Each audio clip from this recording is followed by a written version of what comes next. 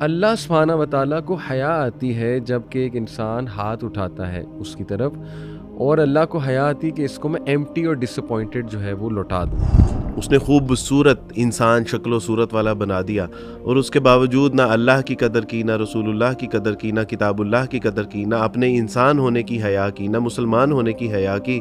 تو مجھے بتائیے کہ پھر ہم چلے ہیں کہ نہیں ہیں؟ تم جب گناہوں سے توبہ کرو گے تو بالکل تم حدیث میں آتا ہے کہ اس کی مانند ہو کہ جس نے گناہ کیے ہی نہیں تھے۔ لیکن اللہ اتنا اپریشیٹو ہے آپ کی توبہ کا، اور آپ کے اس ایک آنسو کے نکلے گا، جو آپ نے کہا نا، وہ جو ایک آنسو ہے وہ جہنم کی آگ بجھانے کی طاقت رکھتا ہے۔ وہ جو اکیلے میں نکل جائے، ریگریٹ میں نکل جائے، آہ میں نکل جائے کہ اللہ میری بس ہو گئی ہے، میں کیا کروں، تو اللہ فوراً رپلائی کرتا ہے اور فوراً انسان کو کوئی نہ کوئی سائن دیتا ہے۔ کہا کہ جب وہ میرا نافرمان تھا میں نے تو تب اس کا نام نہیں بتایا، اب تو میرا ولی ہو چکا، اب تو میرا دوست ہو چکا۔ نہیں، آپ دیکھیں دنیا میں بھی اللہ سبحانہ و تعالیٰ اس کے گناہوں کو چھپا رہا ہے، اور آخرت میں بھی وہ چھپائے گا۔ تو اللہ سبحانہ و تعالیٰ ایک شرابی کی توبہ کے اوپر اس کی شراب کو اگر سرکہ بنا سکتا ہے، تو ہم لوگ تو پھر اللہ سے ڈرنے والے ہیں، ہم تو پھر کبائر گناہ سے بچنے والے ہیں۔ ہم اصل میں نا اللہ کو بھی انسان کے اس طرح سے سمجھتے ہیں، انسانی ایٹریبیوٹس۔ دیکھیے، اللہ سبحانہ و تعالیٰ گاڈ آلمائٹی ہے، اللہ رب العالمین ہے، اللہ تعالیٰ اتنی وسعت والا ہے، اللہ سبحانہ تعالیٰ اتنی غیرت والا ہے، اور اللہ سبحانہ تعالیٰ اتنا حیا والا ہے کہ اللہ کے نبی صلی اللہ علیہ وسلم کی حدیث بھی ہے کہ بے شک اللہ بہت ہی حیا والا ہے اور بہت ہی زیادہ جنرس ہے، بہت ہی زیادہ کریم ہے۔ یعنی کریم سے یہاں پہ مراد ہے کہ انتہائی ڈگنیفائڈ ہے۔ اللہ سبحانہ و تعالیٰ کو حیا آتی ہے جب کہ ایک انسان ہاتھ اٹھاتا ہے اس کی طرف، اور اللہ کو حیا آتی کہ اس کو میں ایمٹی اور ڈس اپوائنٹڈ جو ہے وہ لوٹا دوں۔ میں ایک مثال اس پہ دیا کرتا ہوں وارث بھائی، کہ آپ کے پاس آپ گاڑی چلا رہے ہیں، وائپر والا ہے، آج کل آپ کو پتہ ہے وائپر والے بیچنے والے پہ آپ کو نہیں لیں۔ تو وہ آپ کو کہے وائپر لے لیں، آپ کا وائپر خراب ہے، آپ کہیں بھائی نہیں چاہیے مجھے وائپر، میرا وائپر ٹھیک ہے، لیکن آپ کو حیا ہے، یار یہ بندہ اتنا مانگ رہا ہے مجھ سے، اتنا مانگ رہا ہے، آپ اسے 100 روپیہ پکڑا دیں گے، یار وائپر تو نہیں چاہیے، یہ لے 100 روپیہ، یا آپ اسے کہیں آ جا تو یہ کھانا کھلا دیتا ہوں، یا آپ کے پاس کوئی چیز پڑی ہے آپ وہ دے دیتے ہیں۔ ایک ڈگنیفائڈ انسان کا یہ رویہ ہے۔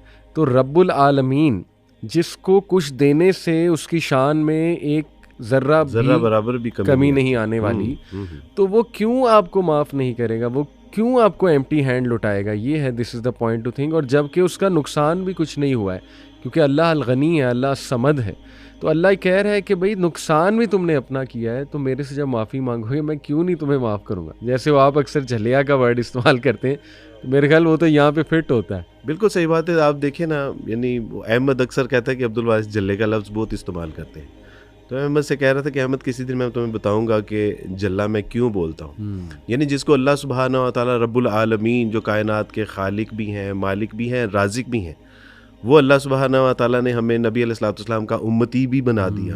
اس نے ہمیں حرام اور حلال کی تمیز بھی سکھا دی، یعنی شریعت کے ذریعے۔ اس نے قرآن جیسی ایک عظیم کتاب بھی ہمیں عطا فرما دی، ہمیں مسلمان بنا دیا۔ وہ ہمیں کیڑا مکوڑا جانور بھی بنا سکتا تھا، اس نے خوبصورت انسان شکل و صورت والا بنا دیا، اور اس کے باوجود نہ اللہ کی قدر کی، نہ رسول اللہ کی قدر کی، نہ کتاب اللہ کی قدر کی، نہ اپنے انسان ہونے کی حیا کی، نہ مسلمان ہونے کی حیا کی۔ تو مجھے بتائیے کہ پھر ہم چلے ہیں کہ نہیں ہیں؟ یہی چل رہا ہے نا۔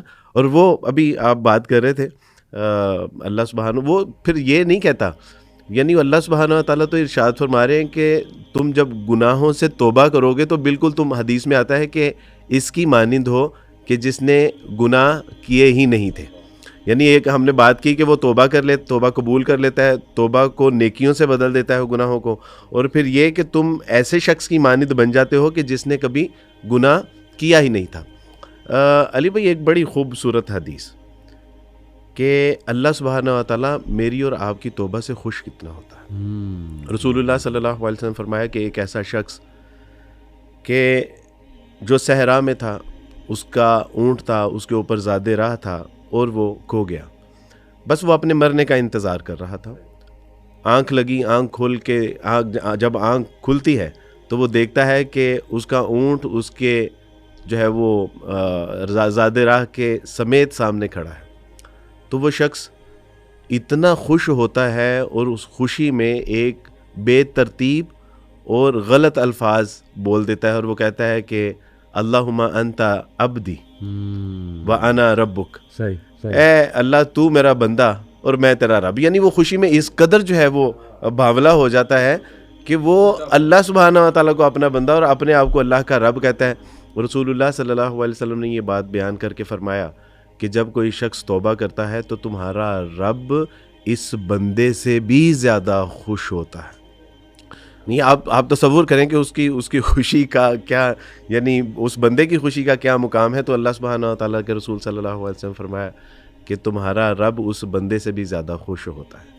تو الحمدللہ تو پھر ہم چلے نہیں ہیں ایسے اللہ سبحانہ و تعالیٰ کی رحمت کو جو ہے وہ درگزر کر رہے ہیں، اس کو نظر انداز کر رہے ہیں، تو پھر ہم چلے ہی ہیں. اس میں ایک نام اللہ رب العالمین کا میں ضرور آڈینس کے لیے کوٹ کرنا چاہوں گا، الشکور.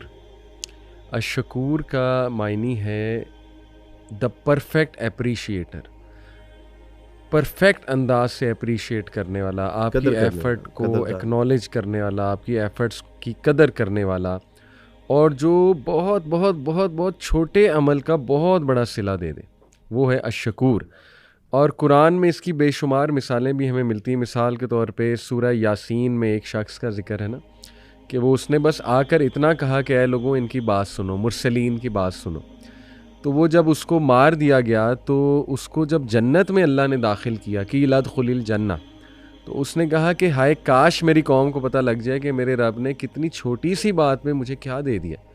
اب دیکھیں نا اس بندے کے نہ وہ عالم تھا، نہ وہ کوئی نبی تھا، وہ ایک ان نون بندہ تھا جس نے بس آ کے یہ کہا کہ دیکھو ان لوگوں کی بات سن لو، یہ بات ٹھیک کر رہے ہیں، اب یہ ایک چھوٹا عمل ہے، بس اس نے یہ کہا، اور اس کے رزلٹ میں اللہ نے کتنا سٹیٹس اسے دے دیا. اور بھی بے شمار دیکھے واقعات ہمیں ملتے ہیں. لیکن میں انٹرسٹنگ بات بتاؤں وارث بھائی کہ یہ جو الشکور ہے یہ 3 بار اس کی پیرنگ ہوئی ہے قرآن میں. 2 ناموں کی اکثر پیرنگ ہوتی ہے، لطیف الخبیر، علیم الحکیم، یہ دونوں کی پیرنگ ہو گئی 2 ناموں کی. پیرنگ کا بڑا ایک وہ پھر حکمت ہے. پیرنگ جب کرتے ہیں نا اللہ 2 ناموں کی، تو وہ بھی ایک مفسرین نے بڑی خوبصورتی سے بیان کی ہوئی ہے اللہ کے ناموں کی جو پیرنگ ہے. تو یہ جو الشکور ہے اس کی جو پیرنگ ہوئی ہے جس نام کے ساتھ 3 بار قرآن میں، وہ ہے الغفور. الغفور جو ہے یہ غفرہ سے نکلا ہے. غفرہ کا مطلب ہے یعنی چھپا لینا. اللہ سبحانہ و تعالیٰ اتنا اپریشیٹو ہے آپ کی توبہ کا، اتنا اپریشیٹو ہے کہ وہ ایک تو دیکھیں نا آپ نے کہا کہ نیک اعمال میں بھی تبدیل کر دے گا، پھر وہ جو گناہ ہے اس کو چھپا بھی لے گا. یعنی الغفور وہ ہے جو گناہ کو چھپا بھی لے گا اگر سنسیئر توبہ ہے، اگر اصلاح بھی کر رہے ہیں، سنسیئر توبہ ہے. اور نہ صرف چھپا لے گا بلکہ اللہ سبحانہ و تعالیٰ لوگوں کے دل میں آپ کی محبت بھی ڈال دے گا. لوگ آپ کی عزت کرنے لگیں گے. یعنی پیپل آج کل آپ کو پتہ ہے لوگ عزت لینے کے لیے کیا کیا نہیں کرتے، لیکن اللہ اتنا اپریشیٹو ہے آپ کی توبہ کا، اور آپ کے اس ایک آنسو کے نکلے گا جو آپ نے کہا نا، وہ جو ایک آنسو ہے وہ جہنم کی آگ بجھانے کی طاقت رکھتا ہے. وہ جو اکیلے میں نکل جائے، ریگریٹ میں نکل جائے، آہ میں نکل جائے کہ اللہ میری بس ہو گئی ہے، میں کیا کروں، تو اللہ فوراً رپلائی کرتا ہے اور فوراً انسان کو کوئی نہ کوئی سائن دیتا ہے. دیکھیں وارث بھائی کئی لوگوں کی سٹوریز ہیں کہ جنہوں نے توبہ کرنا چاہی، توبہ کی، تو اللہ نے سائنز ایسے ایسے انہیں دکھائے. کوئی ویڈیو سامنے آ جاتی ہے، کوئی پوسٹ آ جاتی ہے، وہ مسجد میں جاتے ہیں، سورہ کوئی ایسی پڑھی جا رہی ہوتی ہے، مطلب سورہ ضحیٰ والضحیٰ واللیل اذا سجا ما ودعک ربک. یہ کتنے لوگوں کی سٹوریز ہیں کہ اللہ نے فوراً ان کو ایک سائن دیا، فوراً یعنی ان سے بات کی اللہ سبحانہ و تعالیٰ نے کہ یہ میرے بندے کا ذرا دل بھی مضبوط ہو جائے، اسے پتہ لگ جائے کہ میں سن لی ہے اس کی آہ. اور دیکھیں پھر الغفور ہے کہ اللہ تعالیٰ جو ہے وہ پردہ بھی ڈالتا ہے. تو یہ ہمیں اپریشیٹ کرنا چاہیے کہ ہمارا رب ایک طرف اتنا غفور ہے، رحیم ہے، اور اتنا زیادہ الشکور ہے، اپریشیٹو ہے. تو ہم جب بدگمانی کریں اس کے بارے میں تو یہ بھی تو گناہ کے زمرے میں آ سکتا ہے. بالکل صحیح بات ہے. اس میں علی بھائی یہ جو غفارہ ہے نا، چھپا لینے والا، جی، اس کے ضمن میں 2 چیزیں. ایک تو وہ دنیا میں ہمیں لوگوں کے سامنے ہمارے گناہوں کو چھپا لیتا ہے. ہمارے ماتھے کے اوپر جو سجدوں کا محراب ہے نا، اس کو تو وہ واضح کر دیتا ہے، لیکن جو رات کی تاریکیوں میں میں نے جو جرائم کیے ہوتے ہیں، کرائم کیے ہوتے ہیں، اللہ وہ لوگوں پہ واضح نہیں کرتا. پھر دنیا میں نہیں، پھر آخرت میں بھی. جس طرح ہم کسی اپنے دوست سے کہتے ہیں نا کہ علی بھائی ذرا پلیز سائڈ پہ ہو کے میری بات سنیے گا، اللہ سبحانہ و تعالیٰ حشر میں کئی اپنے بندوں کا پردے میں حساب کتاب چپٹا کر دے گا، ان کو لوگوں کے سامنے بھی نہیں لے کے آئے گا. بالکل. تیسری بات کہ آپ تصور کیجئے اس شخص کے بارے میں موسیٰ علیہ السلام کے دور میں جو تھا.